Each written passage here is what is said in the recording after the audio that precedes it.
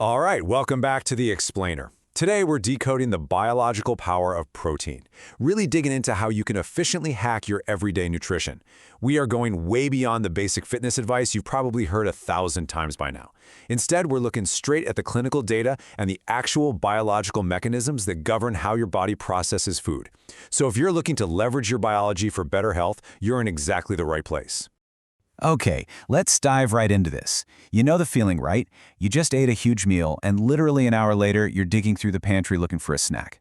Why are we always hungry, even after eating? Why is it so incredibly difficult to fight off those constant cravings, or prevent blood sugar spikes, or even avoid losing lean muscle when we're just trying to drop a few pounds? Well, the answer almost always comes down to how we're managing our macronutrients. So here is our roadmap for today. 1. The protein-first strategy. 2. Mastering meal sequencing. 3. Preserving lean muscle. And 4. Portable high-protein snacks. Let's start with Section 1, the protein-first strategy. Hormones and heat. Listen, protein is basically your ultimate biological tool to combat constant cravings. A perfect example of this is something called the protein leverage hypothesis. It's this wild scientific theory suggesting our bodies are quite literally hardwired to hunt for protein.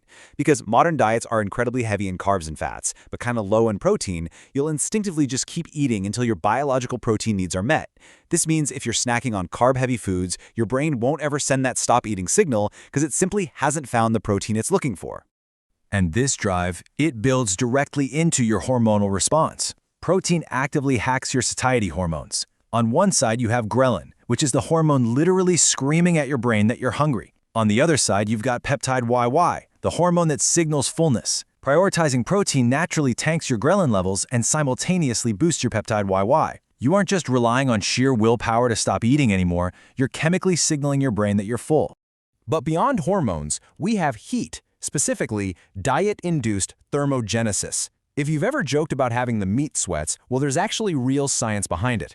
Your body expends energy just to process the food you eat, and digesting protein requires significantly more calories than processing fats or carbs. So by centering your diet on protein, you're not just feeling fuller for longer, you're actively increasing your metabolic rate and burning more energy throughout the day just by digesting your food. Moving on to Section 2, Mastering Meal Sequencing. The order matters. So, experts over at Ohio State University have uncovered this really fascinating dietary hack. It's the exact optimal sequence for eating your meals. Step 1, veggies, which gets you your fiber. Step 2, protein and fats. And finally, Step 3, carbohydrates. I know your impulse might be to dive right into the pasta or the bread basket first. We all do it.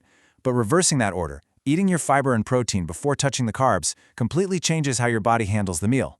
Let's look at the mechanics of why this is so brilliant. Saving carbs for last actually slows down their digestion. This stops them from rapidly breaking down into glucose and flooding your bloodstream, which helps you avoid those massive blood sugar spikes.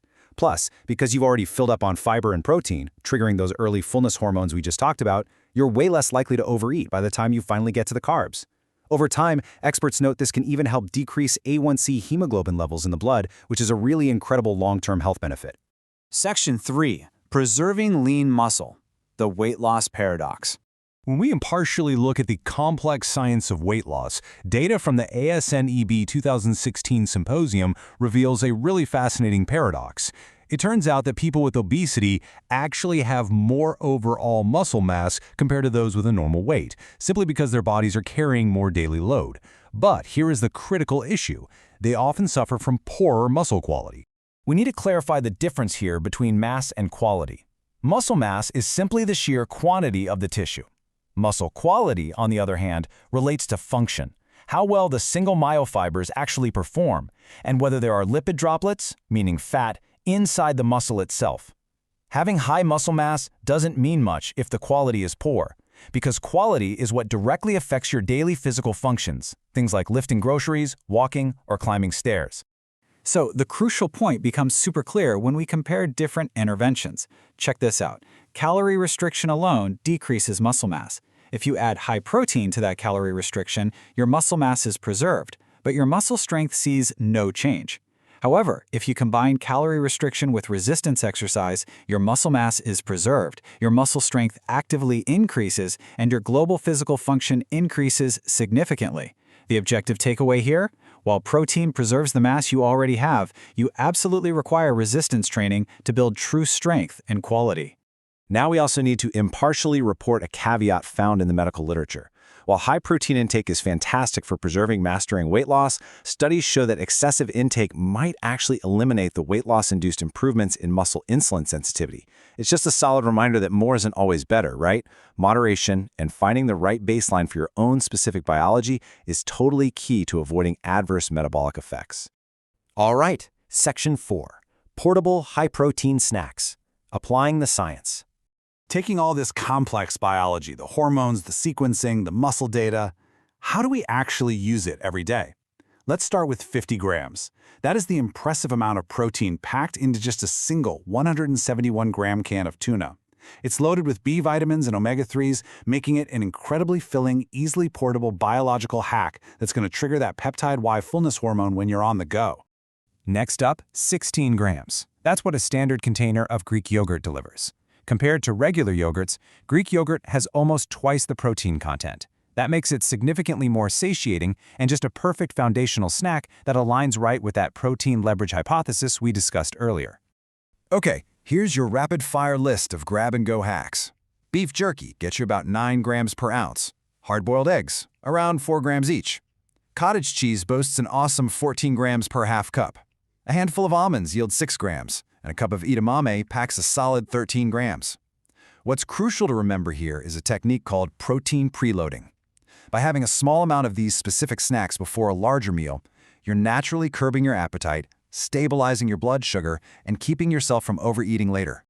So, we've covered a lot: the thermogenic power of protein, how it manipulates your hunger hormones, the optimal sequence for eating your food, and the exact snacks to keep your muscle quality high.